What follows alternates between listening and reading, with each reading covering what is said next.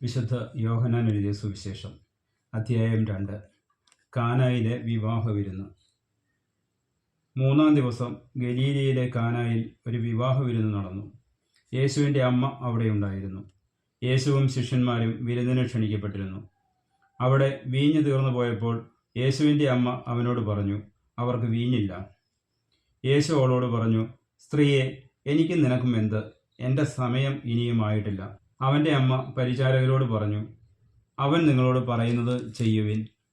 യഹൂദരുടെ ശുദ്ധീകരണ കർമ്മത്തിനുള്ള വെള്ളം നിറയ്ക്കുന്ന 6 കൽഭരണികൾ അവിടെ ഉണ്ടായിരുന്നു. ഓരോന്നിലും 2-3 അളവ് കൊള്ളുമായിരുന്നു. ഭരണികളിൽ വെള്ളം നിറയ്ക്കുവിൻ എന്ന് യേശു അവരോട് കൽപ്പിച്ചു. അവർ അവയെല്ലാം വക്കോളം നിറച്ചു. ഇനി പകർന്ന് കലവറക്കാരൻ്റെ അടുത്ത് കൊണ്ടുചെല്ലുവിൻ എന്നവൻ പറഞ്ഞു. അവർ അപ്രകാരം ചെയ്തു. കലവറക്കാരൻ വീഞ്ഞായി മാറിയ ആ വെള്ളം രുചിച്ചു നോക്കി. അത് എവിടെ നിന്നാണെന്ന് അവൻ അറിഞ്ഞില്ല. എന്നാൽ വെള്ളം കോരിയ പരിചാരകർ അറിഞ്ഞിരുന്നു. അവൻ മണവാളനെ വിളിച്ചു പറഞ്ഞു, എല്ലാവരും മേൽത്തരം വീഞ്ഞ് ആദ്യം വിളമ്പുന്നു, അതിഥികൾക്ക് ലഹരി പിടിച്ചു കഴിയുമ്പോൾ താഴ്ന്ന തരവും. എന്നാൽ നീ നല്ല വീഞ്ഞ് ഇതുവരെയും സൂക്ഷിച്ചു വെച്ചുവല്ലോ. യേശു തൻ്റെ മഹത്വം വെളിപ്പെടുത്തുന്നതിന് പ്രവർത്തിച്ച അടയാളങ്ങളുടെ ആരംഭമാണ് ഗലീലയിലെ കാനായിൽ ചെയ്ത ഈ അത്ഭുതം. അവൻ്റെ ശിഷ്യന്മാർ അവനിൽ വിശ്വസിച്ചു. ഇതിനുശേഷം അവൻ തൻ്റെ അമ്മയോടും സഹോദരന്മാരോടും ശിഷ്യന്മാരോടും കൂടി കഫർനാമിലേക്ക് പോയി. അവർ അവിടെ ഏതാനും ദിവസം താമസിച്ചു. യേശു ദേവാലയം ശുദ്ധീകരിക്കുന്നു. യഹൂദരുടെ പെസഹ അടുത്തിരുന്നതിനാൽ യേശു ജെറൂസലേമിലേക്ക് പോയി. കാള, ആട്, പ്രാവ് എന്നിവ വിൽക്കുന്നവരെയും നാണയം മാറ്റാനിരിക്കുന്നവരെയും ദേവാലയത്തിൽ അവൻ കണ്ടു. അവൻ കയറുകൊണ്ട് ഒരു ചമ്മട്ടി ഉണ്ടാക്കി അവരെ എല്ലാം ആടുകളോടും കാളകളോടും കൂടെ ദേവാലയത്തിൽ നിന്ന് പുറത്താക്കി. നാണയമാറ്റക്കാരുടെ നാണയങ്ങൾ ചിതറിക്കുകയും മേശകൾ തട്ടിമറിക്കുകയും ചെയ്തു. പ്രാവുകളെ വിൽക്കുന്നവരോട് അവൻ കൽപ്പിച്ചു, ഇവയെ ഇവിടെ നിന്ന് എടുത്തുകൊണ്ട് പോകുവിൻ. എൻ്റെ പിതാവിൻ്റെ ആലയം നിങ്ങൾ കച്ചവട സ്ഥലമാക്കരുത്. അവിടുത്തെ ആലയത്തെക്കുറിച്ചുള്ള തീഷ്ണത എന്നെ വിഴുങ്ങിക്കളയും എന്നെഴുതപ്പെട്ടിരിക്കുന്നത് അപ്പോൾ അവൻ്റെ ശിഷ്യന്മാർ അനുസ്മരിച്ചു. യഹൂദർ അവനോട് ചോദിച്ചു, ഇത് ചെയ്യാൻ നിനക്ക് അധികാരമുണ്ടെന്നതിന് എന്തടയാളമാണ് നീ ഞങ്ങളെ കാണിക്കുക? യേശു മറുപടി പറഞ്ഞു, നിങ്ങൾ ഈ ദേവാലയം നശിപ്പിക്കുക, 3 ദിവസത്തിനകം ഞാൻ അത് പുനരുദ്ധരിക്കും. യഹൂദർ ചോദിച്ചു, ഈ ദേവാലയം പണിയാൻ 46 സംവത്സരം എടുത്തു, വെറും 3 ദിവസത്തിനകം നീ അത് പുനരുദ്ധരിക്കുമോ? എന്നാൽ അവൻ പറഞ്ഞത് തൻ്റെ ശരീരമാകുന്ന ആലയത്തെ പറ്റിയാണ്. അവൻ മരിച്ചവരിൽ നിന്ന് ഉയർപ്പിക്കപ്പെട്ടപ്പോൾ അവൻ്റെ ശിഷ്യന്മാർ അവൻ ഇത് പറഞ്ഞിരുന്നുവെന്ന് ഓർമ്മിക്കുകയും അങ്ങനെ വിശുദ്ധ ലിഖിതവും യേശു പ്രസ്താവിച്ച വചനവും വിശ്വസിക്കുകയും ചെയ്തു. പെസഹ തിരുനാളിന് അവൻ ജെറൂസലേമിലായിരിക്കുമ്പോൾ പ്രവർത്തിച്ച അടയാളങ്ങൾ കണ്ട് വളരെ പേർ അവൻ്റെ നാമത്തിൽ വിശ്വസിച്ചു. യേശു ആകട്ടെ അവരെ വിശ്വസിച്ചില്ല, കാരണം അവൻ അവരെ എല്ലാം അറിഞ്ഞിരുന്നു. മനുഷ്യനെപ്പറ്റി ആരുടെയും സാക്ഷ്യം അവന് ആവശ്യമായിരുന്നില്ല. മനുഷ്യനിലുള്ളത് എന്താണെന്ന് അവൻ വ്യക്തമായി അറിഞ്ഞിരുന്നു. അധ്യായം 3. യേശുവും നിക്കോദേമൂസും. ഫരിസയരിൽ നിക്കോദേമൂസ് എന്നു പേരായ ഒരു യഹൂദ പ്രമാണിയുണ്ടായിരുന്നു. അവൻ രാത്രി യേശുവിൻ്റെ അടുത്ത് വന്ന് പറഞ്ഞു, റബ്ബി, അങ്ങ് ദൈവത്തിൽ നിന്ന് വന്ന ഒരു ഗുരുവാണെന്ന് ഞങ്ങൾ അറിയുന്നു. ദൈവം കൂടെയില്ലെങ്കിൽ ഒരുവനും നീ ചെയ്യുന്ന ഈ അടയാളങ്ങൾ പ്രവർത്തിക്കാൻ കഴിയുകയില്ല. യേശു പറഞ്ഞു, സത്യം സത്യമായി ഞാൻ നിന്നോട് പറയുന്നു, വീണ്ടും ജനിക്കുന്നില്ലെങ്കിൽ ഒരുവന് ദൈവരാജ്യം കാണാൻ കഴിയുകയില്ല. നിക്കോദേമോസ് ചോദിച്ചു, പ്രായമായ മനുഷ്യന് ഇതെങ്ങനെ സാധിക്കും? അമ്മയുടെ ഉദരത്തിൽ വീണ്ടും പ്രവേശിച്ച് അവന് ജനിക്കാൻ കഴിയുമോ?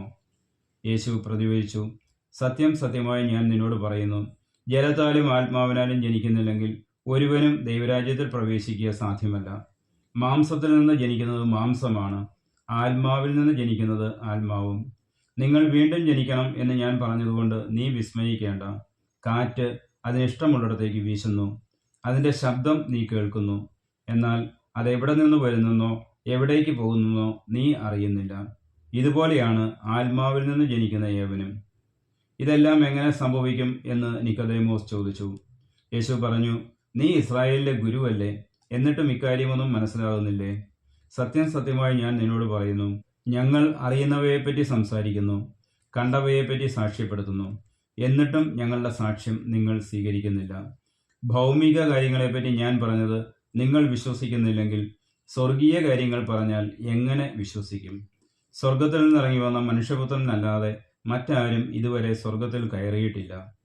മോശ മരുഭൂമിയിൽ സർപ്പത്തെ ഉയർത്തിയതുപോലെ തന്നിൽ വിശ്വസിക്കുന്നവന് നിത്യജീവൻ ഉണ്ടാകേണ്ടതിന് മനുഷ്യപുത്രനും ഉയർത്തപ്പെടേണ്ടിയിരിക്കുന്നു. എന്തെന്നാൽ അവനിൽ വിശ്വസിക്കുന്ന ഏവനും നശിച്ചു പോകാതെ നിത്യജീവൻ പ്രാപിക്കുന്നതിനു വേണ്ടി തൻ്റെ ഏകജാതനെ നൽകാൻ തക്കവിധം ദൈവം ലോകത്തെ അത്രമാത്രം സ്നേഹിച്ചു. ദൈവം തൻ്റെ പുത്രനെ ലോകത്തിലേക്ക് അയച്ചത് ലോകത്തെ ശിക്ഷയ്ക്ക് വിധിക്കാനല്ല, പ്രത്യുത അവൻ വഴി ലോകം രക്ഷ പ്രാപിക്കാനാണ്. അവനിൽ വിശ്വസിക്കുന്ന ഒരുവനും ശിക്ഷയ്ക്ക് വിധിക്കപ്പെടുന്നില്ല.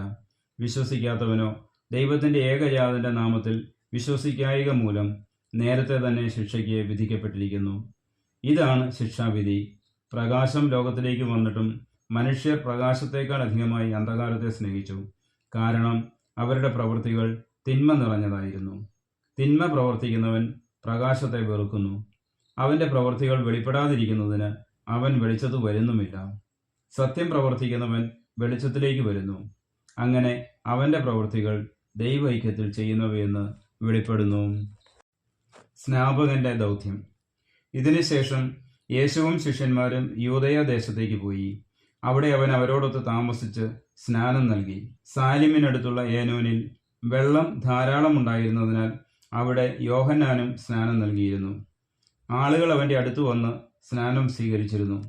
യോഹന്നാൻ ഇനിയും കാരാഗൃഹത്തിൽ അടയ്ക്കപ്പെട്ടിരുന്നില്ല. അവൻ്റെ ശിഷ്യന്മാരും ഒരു യഹൂദനും തമ്മിൽ ശുദ്ധീകരണത്തെപ്പറ്റി തർക്കമുണ്ടായി.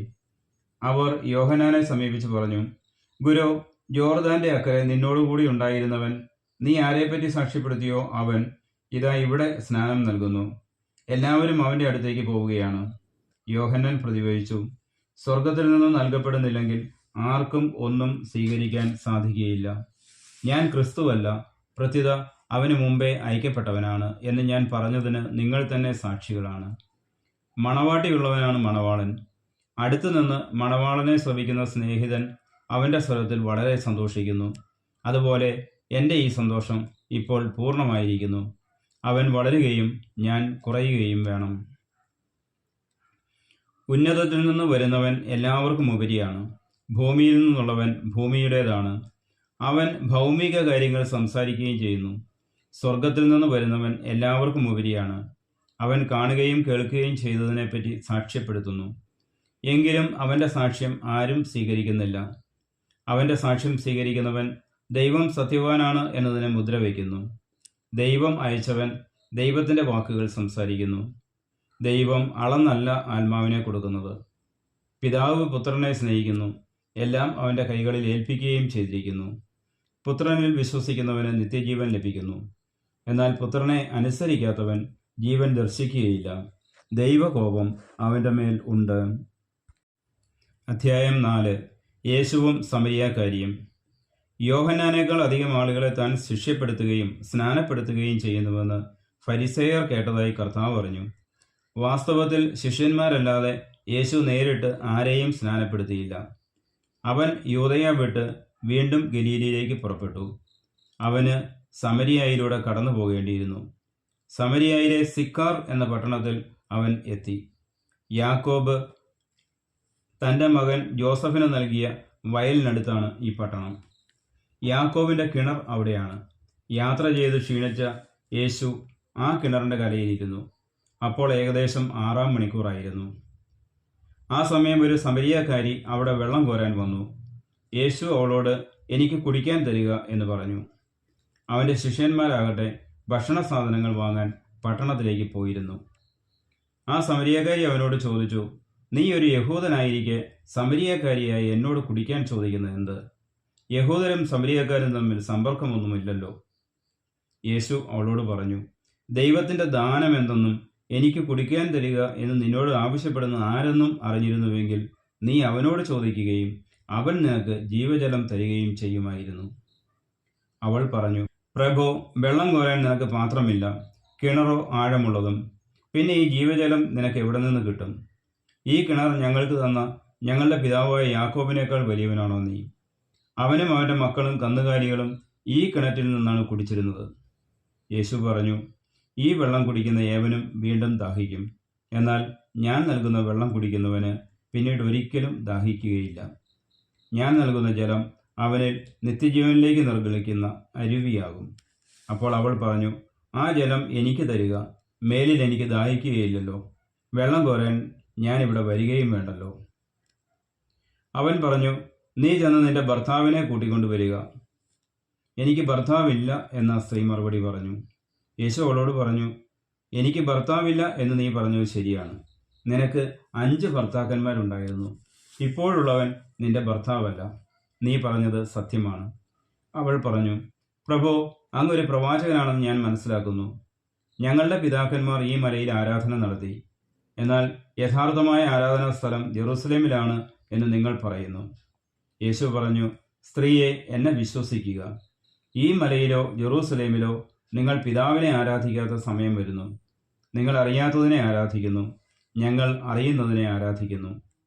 എന്തെന്നാൽ രക്ഷ യഹൂദരിൽ നിന്നാണ്. എന്നാൽ യഥാർത്ഥ ആരാധകർ ആത്മാവിലും സത്യത്തിലും പിതാവിനെ ആരാധിക്കുന്ന സമയം വരുന്നു. അല്ല, അതിപ്പോൾ തന്നെയാണ്. യഥാർത്ഥത്തിൽ അങ്ങനെയുള്ള ആരാധകരെ തന്നെയാണ് പിതാവ് അന്വേഷിക്കുന്നതും. ദൈവം ആത്മാവാണ്. അവിടുത്തെ ആരാധിക്കുന്നവർ ആത്മാവിലും സത്യത്തിലുമാണ് ആരാധിക്കേണ്ടത്. ആ സ്ത്രീ പറഞ്ഞു, മിശിഹ ക്രിസ്തു വരുമെന്ന് എനിക്കറിയാം. അവൻ വരുമ്പോൾ എല്ലാ കാര്യങ്ങളും ഞങ്ങളെ അറിയിക്കും. യേശു അവളോട് പറഞ്ഞു, നിന്നോട് സംസാരിക്കുന്ന ഞാൻ തന്നെയാണ് അവൻ. അവൻ്റെ ശിഷ്യന്മാർ തിരിച്ചെത്തി.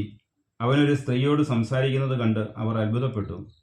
എന്നാൽ എന്ത് ചോദിക്കുന്നെന്നോ എന്തുകൊണ്ട് അവളോട് സംസാരിക്കുന്നെന്നോ ആരും അവനോട് ചോദിച്ചില്ല.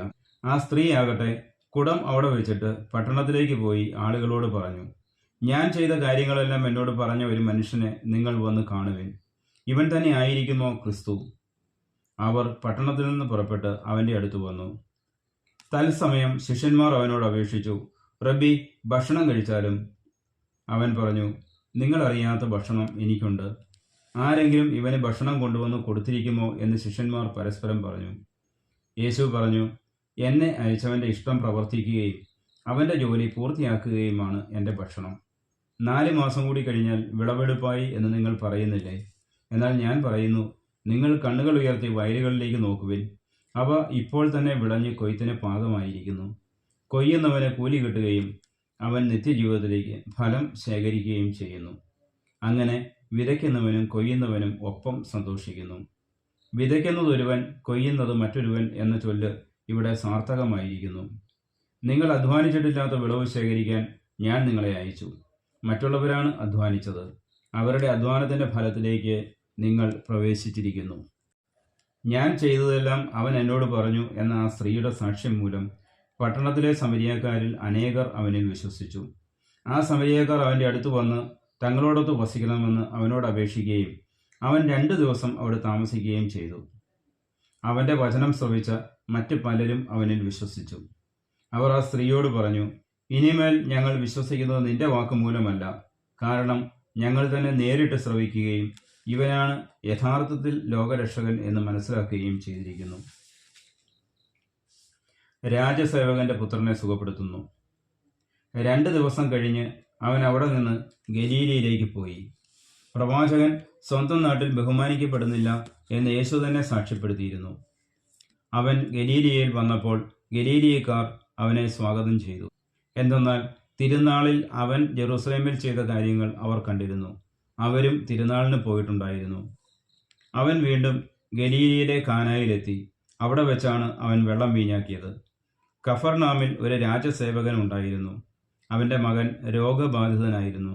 യേശു യൂദയായിൽ നിന്ന് ഗലീലയിലേക്ക് വന്നെന്ന് കേട്ടപ്പോൾ അവൻ ചെന്ന് തൻ്റെ ആസന്ന മരണനായ മകനെ വന്ന് സുഖപ്പെടുത്തണമെന്ന് അവനോട് അപേക്ഷിച്ചു.